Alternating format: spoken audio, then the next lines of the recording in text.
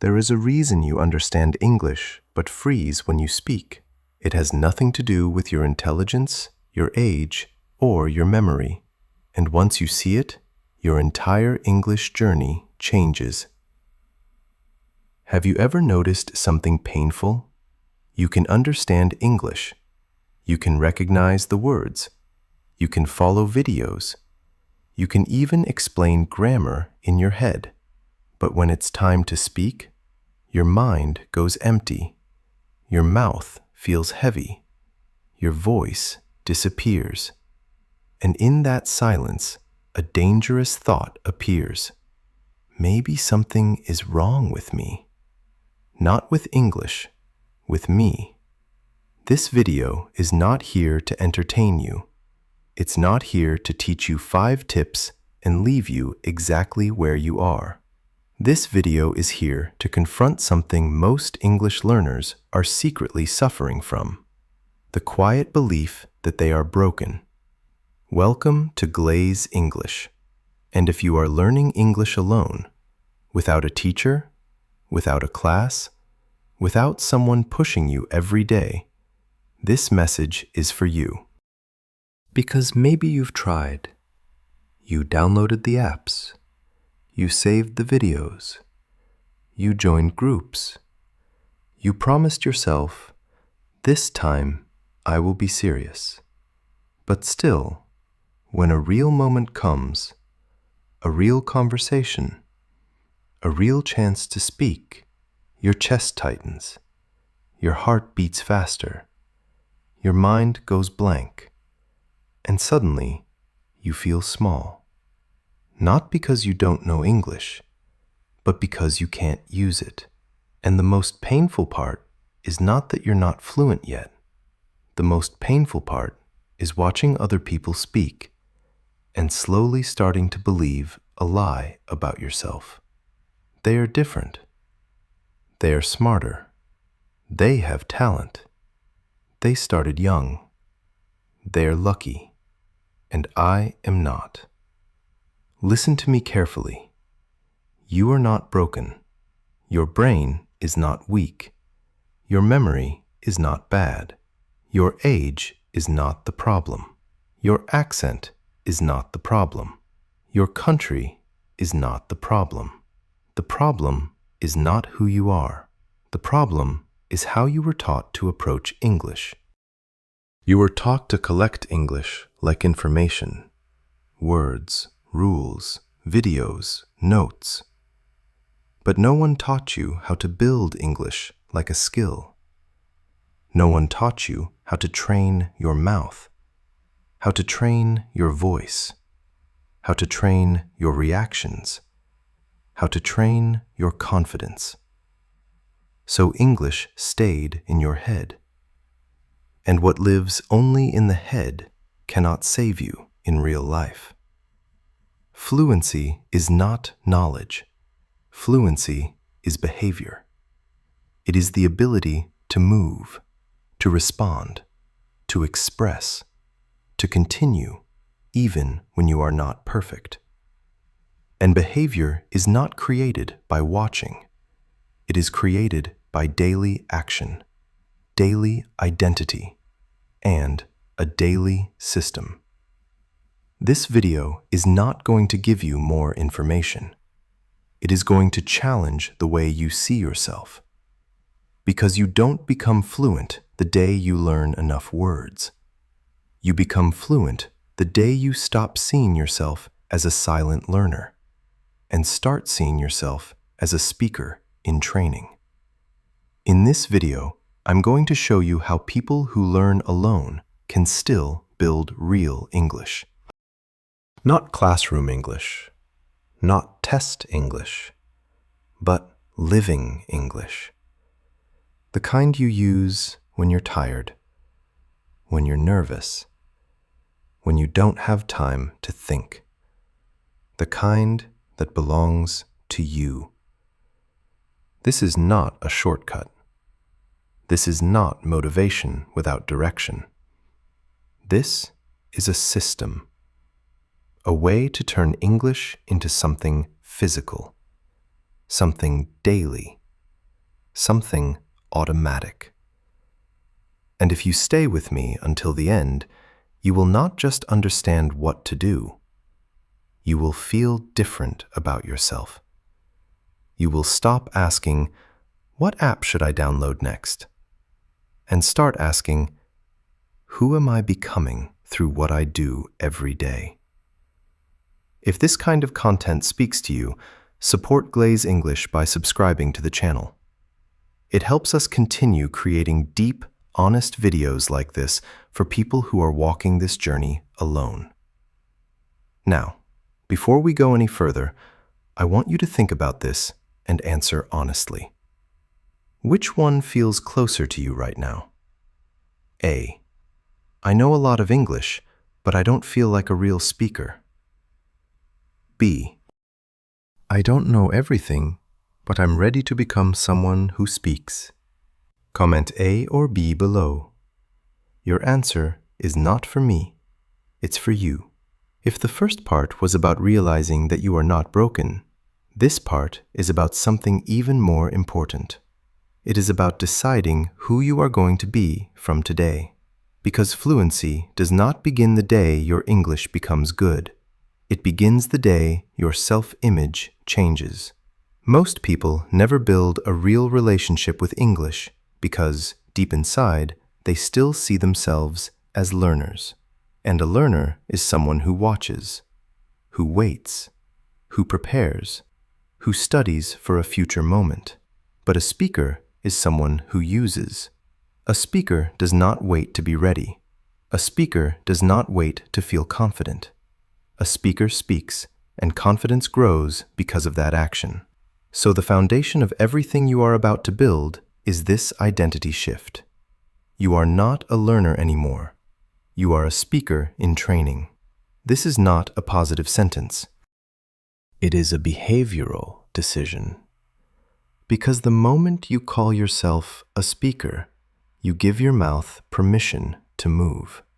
You give your brain a new role to protect. You stop asking, "Am I good enough to speak?" And you start asking, "How can I speak today?" And that single question changes everything. This is why schedules fail so often. People build beautiful plans. Monday grammar, Tuesday listening, Wednesday vocabulary, but their identity stays the same. I am someone who is bad at English. I am someone who is shy. I am someone who forgets. So when fear comes, the schedule dies. When life gets busy, English disappears. That is why the real rule is not study 2 hours. The real rule is no 0 English days. Not because 1 minute is enough to become fluent, but because 1 day of silence trains your brain to return to silence. Every day that English does not pass through your mouth, your identity quietly resets. So from today, English touches your life daily, not as homework, as behavior. 1 sentence, 1 thought, 1 description, 1 reflection. Something that proves to your nervous system, this language belongs to me. And this is where the second foundation enters. You must stop waiting for a speaking partner. Waiting sounds innocent, but psychologically, it is a form of hiding. I'll speak when I find someone. I'll speak when I join something. I'll speak when I'm more confident. But what your brain hears is, speaking is dangerous. Avoid it. So it protects you. It tightens your chest. It empties your mind. It freezes your mouth. Not because English is hard, but because judgment feels threatening. This is why speaking to yourself is not a small trick. It is a psychological key. When you speak to yourself, the threat disappears. There is no face to impress, no reaction to survive, no correction to fear. And in that safety, something powerful happens. Your voice comes out. Your speed increases. Your thoughts stop translating. Your mouth begins to remember. This is where real fluency begins. Not in conversations, in private activation. You don't become a speaker in front of people. You become a speaker alone. So from today, you build a new habit. You talk to yourself in English. Not occasionally, not when you feel inspired, daily. And you don't do it randomly. You use a simple structure that connects English to real life.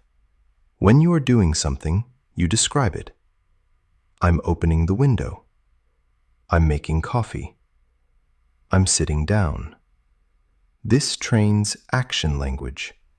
When a thought appears, you express it. I feel tired. I'm worried about tomorrow. I'm proud I practiced. This trains emotional language.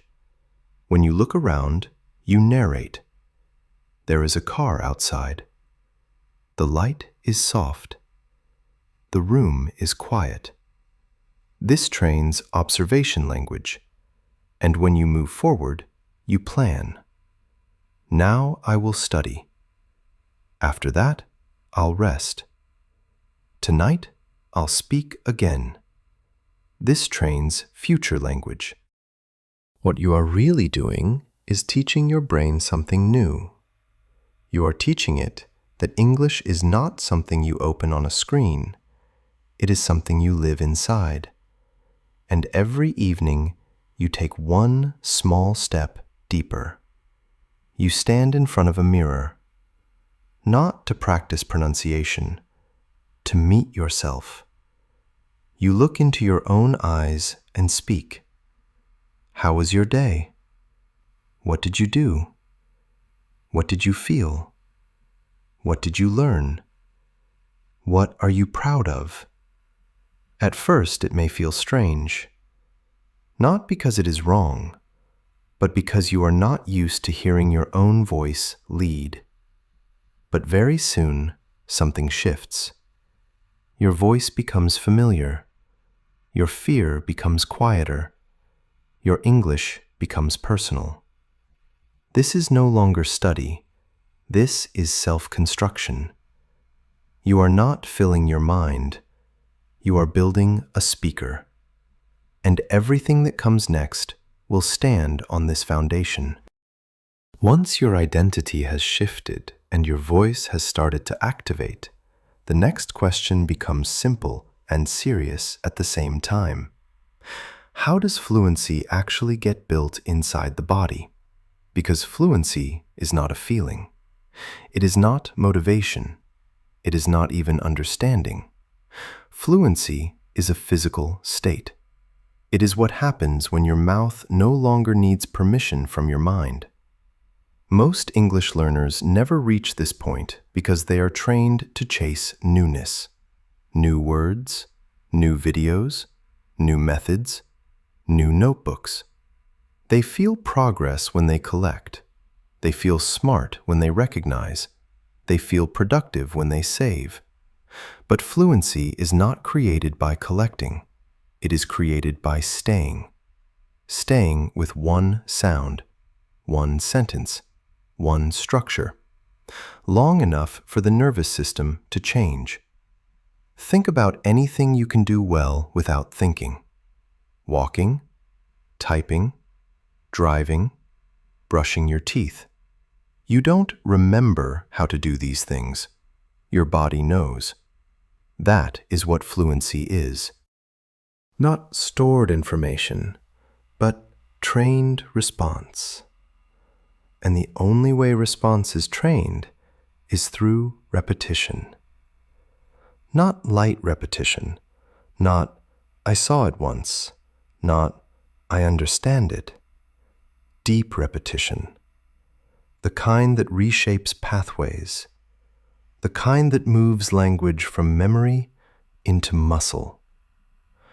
Every time you repeat a sentence, something invisible happens. The brain fires the same pattern. The mouth follows the same movement. The ear recognizes the same rhythm. And that pattern becomes easier to access, faster, quieter, until one day it no longer feels like something you are trying to do. It feels like something that happens. That is why fluency does not arrive as a big moment.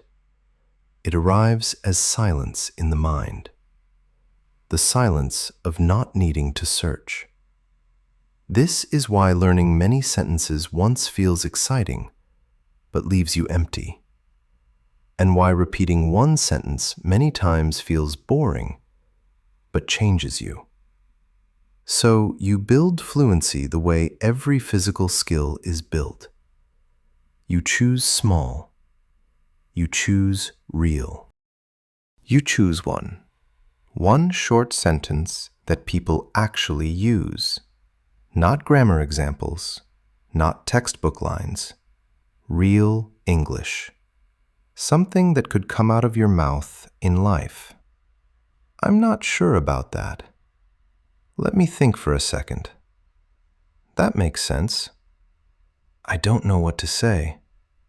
Then you don't analyze it. You train it. You say it slowly so your mouth learns the shape. You say it clearly so your ear learns the sound. You say it with emotion so your nervous system accepts it. You say it faster so your tongue adapts. You don't stop when you can say it. You stop when you no longer have to think. Then you place it into life. You don't wait for a real conversation. You create moments. You build small stories around it. You insert it into your self-talk. You whisper it when something happens. This is how language becomes yours, not because you studied it, but because it passed through you. And while repetition builds the inner engine, there is another layer that must be trained: your ear, your rhythm, your natural sound. Because English is not just words. It is timing, breath, music.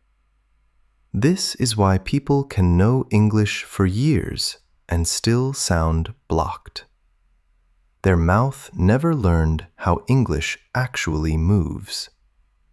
So you introduce a second training element. Not reading, not writing. Listening with the intention to become. You choose short pieces of real voice, not lessons, voices. People speaking naturally. 10 seconds, 1 sentence. And first, you only listen. Not to understand everything, but to feel. The speed, the rise and fall, the emotion, the pauses.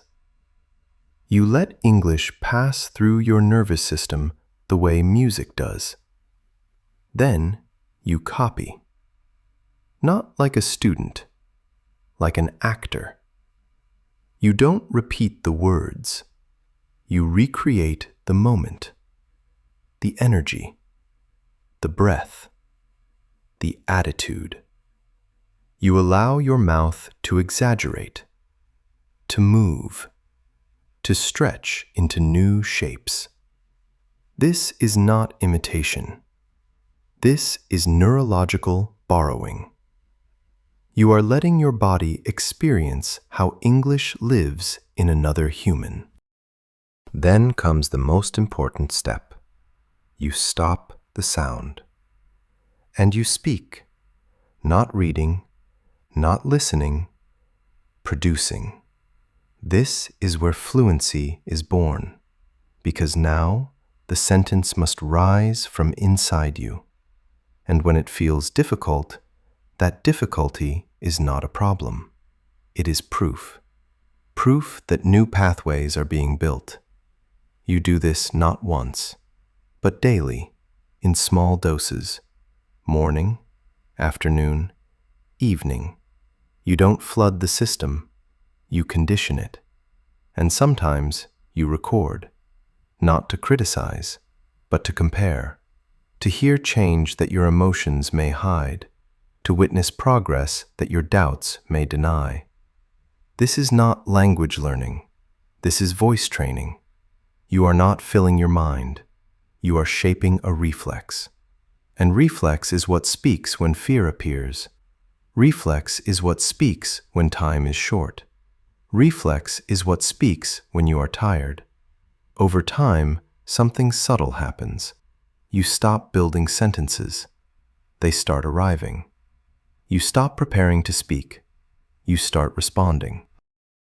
And one day, you realize something quietly powerful. English is no longer something you hold. It is something you move with.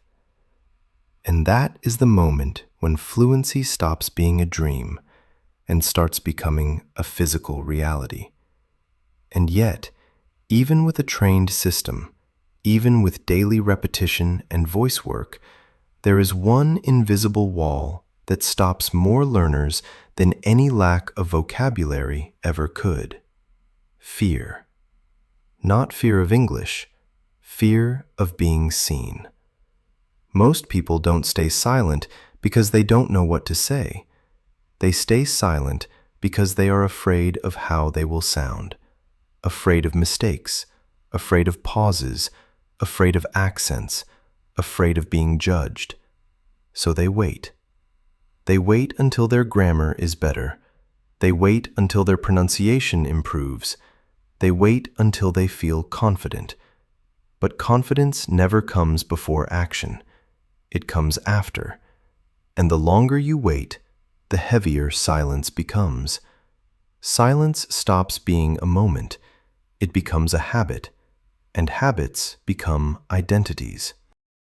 This is why so many people understand English but cannot use it. Their knowledge grows. Their courage shrinks. So here is the shift that changes everything. You stop trying to sound right, and you start allowing yourself to sound real. Fluent speakers are not fearless because they are perfect. They are fearless because they are no longer protecting an image. They are willing to be heard while unfinished. They speak when their sentences are simple. They speak when their grammar is incomplete. They speak when their pronunciation is uncertain. And through that permission, they grow. Your brain does not learn language by watching. It learns by attempting, by sending signals to the mouth, by adjusting, by failing small, by trying again. When you stay silent, your brain practices avoidance. When you speak, even poorly, your brain practices communication. And whatever is practiced becomes stronger. This is why, from this point forward, you train something radical. You train ugly English. You speak before you organize. You respond before you polish. Not because mistakes are good, but because movement is necessary. You don't build a bridge by standing on one side thinking about wood. You build it by placing the first unstable piece. So you begin to speak in fragments. Me not understand. You say again. Today busy. I tired. Are these perfect? No. Are they alive? Yes. And life is what trains language. Every broken sentence removes a little fear. Every imperfect response teaches your nervous system, I survived. And survival is what confidence is built on. This is how children learn. not by preparing, by expressing. They don't wait to say full sentences. They reach, they point, they sound, and slowly the structure grows around that courage. So each day you give yourself a simple challenge. You speak 5 ugly sentences out loud, not to fix them, to free them. You let them exist. You let them move.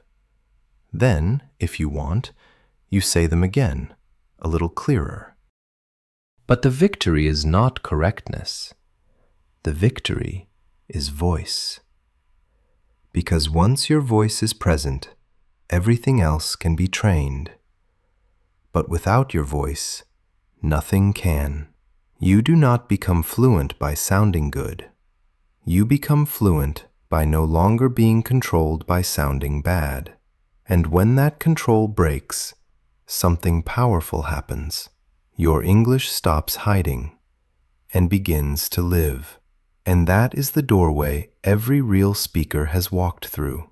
And once fear no longer controls your mouth, the only thing left is to give your new voice a place to live.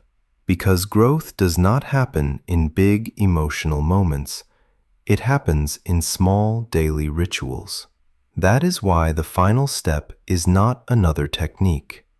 It is a structure for your life, a space where English stops being something you try to fit in and becomes something you return to. Every morning, before messages, before noise, before the world fills your head with other people's voices, you create a 10-minute fluency zone, not a study session. A meeting with yourself.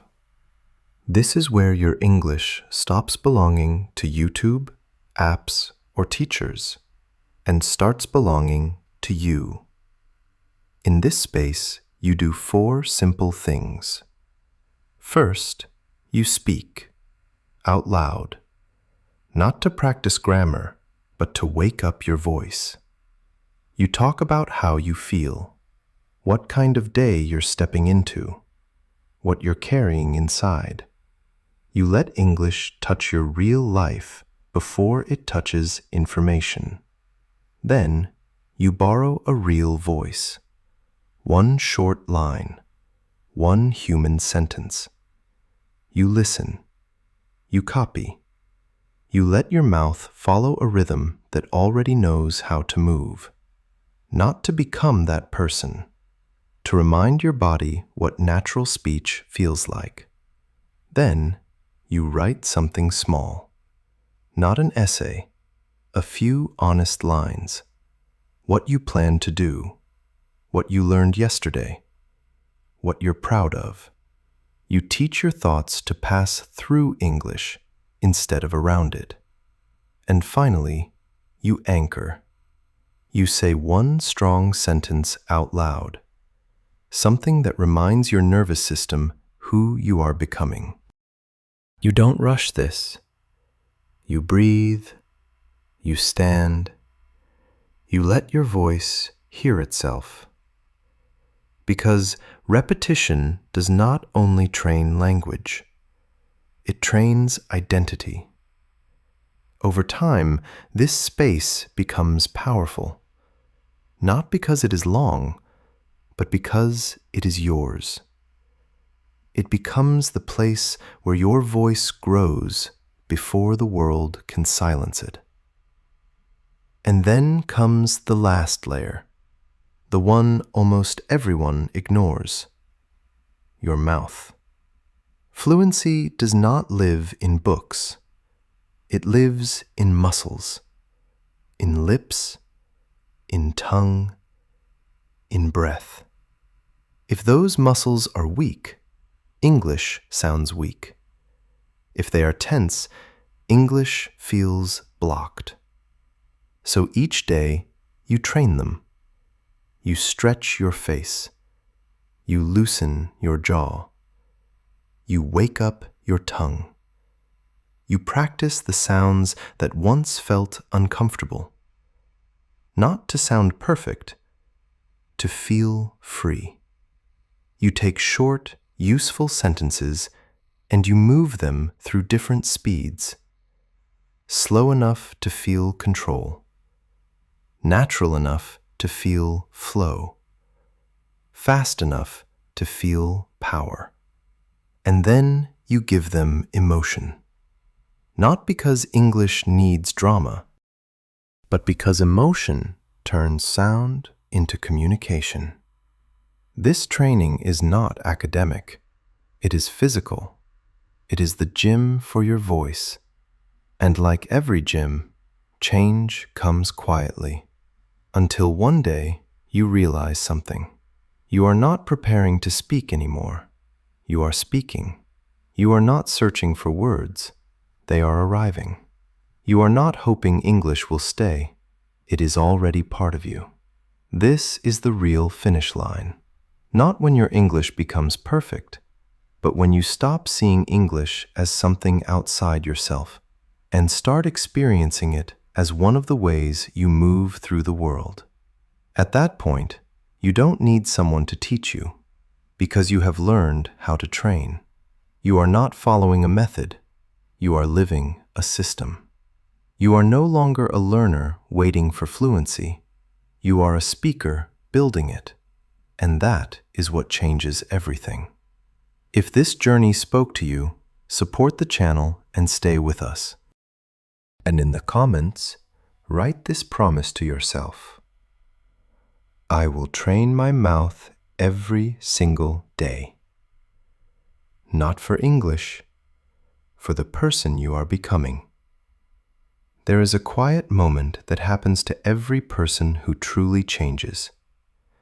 It is not loud. It is not dramatic. No one claps. No one announces it. It is the moment when you realize that you are no longer waiting. Waiting to feel ready. Waiting to feel confident. Waiting for the right time. Waiting for someone to guide you. You are simply doing. Speaking when it is uncomfortable. Training when it is boring. Showing up when no one is watching. And in that quiet consistency, something powerful is being built. Not just your English. You. Fluency is not only about language. It is about relationship. The relationship you build with your own voice, with your own effort, with your own promises. At the beginning, English feels like a wall, something outside you, something difficult, something that reminds you of what you cannot do. But slowly, through daily action, that wall becomes a mirror. You begin to see patience, discipline, courage, self-respect. Every time you speak when you are unsure, you train bravery.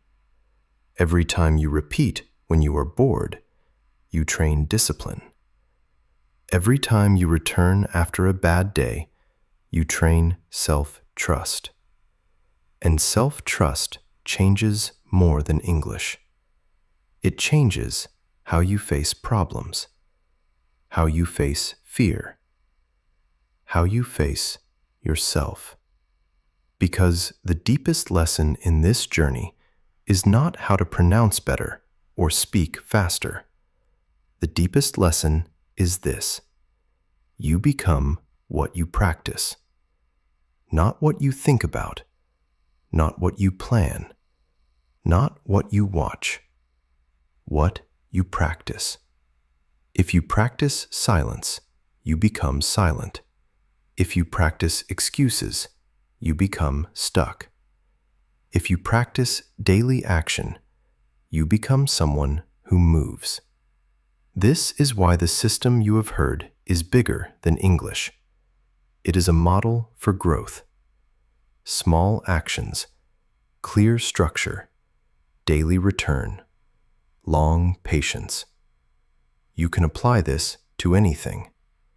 Your health, your career, your confidence, your mindset, your relationships. Stop waiting for motivation. Build rituals. Stop chasing intensity. Build consistency. Stop asking, how long will it take? Start asking, who am I becoming through what I do every day? Because your future is not created by big decisions. It is created by small behaviors repeated when no one is forcing you. So the real question is no longer, can I become fluent? The real question is, am I willing to live like the person who becomes fluent? Someone who trains even when tired. Someone who speaks even when unsure. Someone who keeps promises to themselves. And if you are willing to live like that, fluency is not a possibility, it is a direction. And directions, when walked daily, always lead somewhere real. The lesson is simple but deep. Your life does not change when you understand more. It changes when you do something small, every day with awareness. So take what you learned here and apply it beyond English. Choose one area of your life where you feel stuck. Create a 10-minute daily ritual. Show up to it even when you don't feel like it. Track nothing but your consistency. Do that for 30 days, and you will not just see results. You will meet a different version of yourself. One who moves, one who builds, one who no longer waits.